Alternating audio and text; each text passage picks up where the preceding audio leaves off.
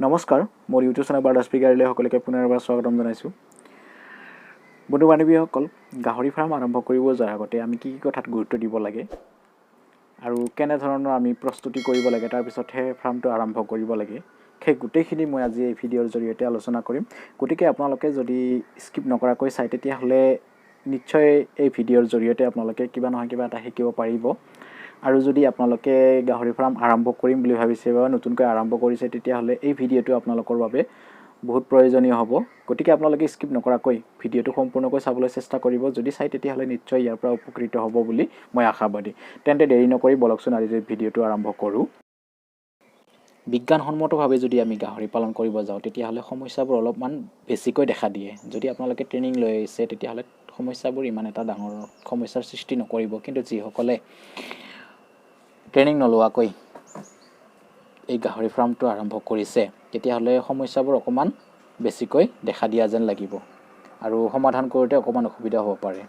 গতিকে আপোনালোকে গাহৰি ফাৰ্ম আৰম্ভ কৰিব যোৱাৰ আগতে আপোনালোকৰ ওচৰে পাঁজৰে যিসকল বন্ধু বান্ধৱীয়ে আগতীয়াকৈ গাহৰি ফাৰ্ম কৰি আছে বা গাহৰি ফাৰ্মৰ লগত জড়িত আছে তেওঁলোকৰ লগত আপোনালোকে যোগাযোগ কৰিব, তেওঁলোকৰ আলোচনা কৰিব যে ফাৰ্মটো আৰম্ভ কৰিলে কেনেধৰণৰ সমস্যা দেখা দিয়ে বা সেই সমস্যাবোৰ তেওঁলোকে কেনেকৈ সমাধান কৰে, সেই গোটেইখিনি আপোনালোকে ডিটেইলছটো ল'ব। তথ্যসমূহ আপোনালোকে সংগ্ৰহ কৰি পেলাই সেইখিনি আপোনালোকে ভালদৰে তেওঁলোকৰ লগত আলোচনা কৰি ল'ব। তেনেকৈ কৰিলে আপোনালোকৰ ট্ৰেইনিং লোৱাৰ কোনো প্ৰয়োজন নাই আৰু তেনেকৈ কৰিলে সমস্যাবোৰ দেখা দিলে আপোনালোকে ধুনীয়াকৈ সমাধান কৰিব পাৰিব। এতিয়া আহিছোঁ বাজেটত। আপোনালোকে এটা বাজেট ঠিক কৰি ল'ব যে কিমান টকাত আপোনালোকে গাহৰি ফাৰ্মটো আৰম্ভ কৰিম বুলি ভাবিছে।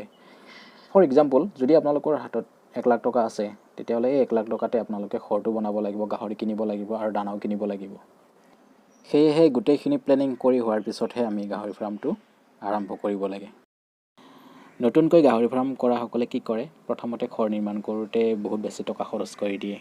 তাৰপিছত তেওঁলোকৰ হাতত গাহৰি আৰু দানা কিনিবলৈ পইচাৰ নাটনি হৈ পৰে। গতিকে আপোনালোকে সেই ভুল নকৰিব। যদি আপোনালোকৰ হাতত 1 লাখ টকা আছে আৰু সেই 1 লাখ টকাটো যদি আপোনালোকে গাহৰি ফাৰ্ম কৰিব বিচাৰে তেতিয়াহ'লে মেক্সিমাম আপোনালোকে 40,000 টকা গঁৰালৰ নামত খৰচ কৰি দিব। তাৰপিছত আপোনালোকে 25 বা 30,000 ভিতৰত গাহৰি পোৱালি লৈ আহিব।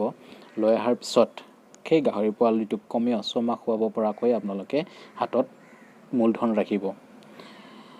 যদি আপোনালোকে পোৱালি আনে তেতিয়াহ'লে কমেও 6 মাহ আপোনালোকে সেই পোৱালিটোক দানা খুৱাব লাগিব। আপোনালোকে ফেটেনিং পাৰপাছত খুলিলেও বা ব্ৰিডিং পাৰপাছত খুলিলেও আপোনালোকে 6 মাহ 7 মাহ আপোনালোকে নিজৰ টকাৰে খুৱাব লাগিব। তো সেইখিনি আপোনালোকে প্ৰথমতে বাজেট এটা বনাই ল'ব আৰু সেইখিনি আপোনালোকে হাতত ৰাখিব। তাৰপিছতহে আপোনালোকে গাহৰি ফাৰ্মটো আৰম্ভ কৰিব। যদি আপোনালোকৰ কোনো ধৰণৰ পইচা অহা ৰাস্তা নাই তেতিয়াহ'লে আপোনালোকে সেই 1 লাখ টকাৰ পৰাই গাহৰি কিনিব লাগিব, ঘৰ নিৰ্মাণ কৰিব লাগিব আৰু দানা কিনিব লাগিব। তো সেই হিচাপতে আপোনালোকে প্ৰথমতে প্লেনিং কৰি ল'ব। আমি যদি গাহৰি ফাৰ্ম আৰম্ভ কৰোঁ তেতিয়াহ'লে সৰু ডাঙৰ বহুতো সমস্যাই দেখা দিব আমাৰ ফাৰ্মত।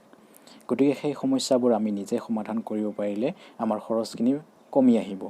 যদি এজন ভেটেনাৰী ডক্টৰৰ ওচৰত আমি সেই গাহৰি পোৱালিক বা গাহৰিক লৈ যাওঁ তেতিয়াহ'লে মিনিমাম 300 টকা আমি তেওঁক দিব লাগিব।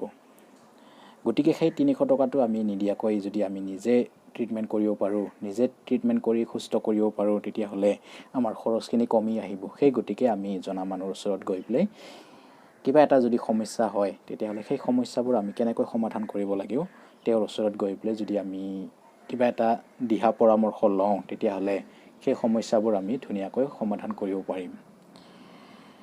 তো বন্ধু বান্ধৱীসকল, আপোনালোকেও যদি গাহৰি ফাৰ্ম কৰিম বুলি ভাবিছে তেতিয়াহ'লে এইখিনি কথাত আপোনালোকে অকণমান গুৰুত্ব দিব। বিশেষকৈ দানাত।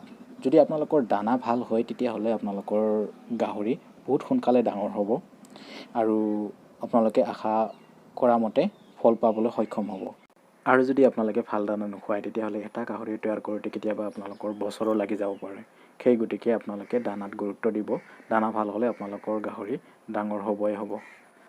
তো বন্ধু বান্ধৱীসকল, মোৰ এই ভিডিঅ'টো চাই পেলাই কেনেকুৱা পালে জনাবলৈ কমেণ্ট বক্সত কমেণ্ট কৰিব। ভাল লাগিলে লাইক এটা কৰি দিব।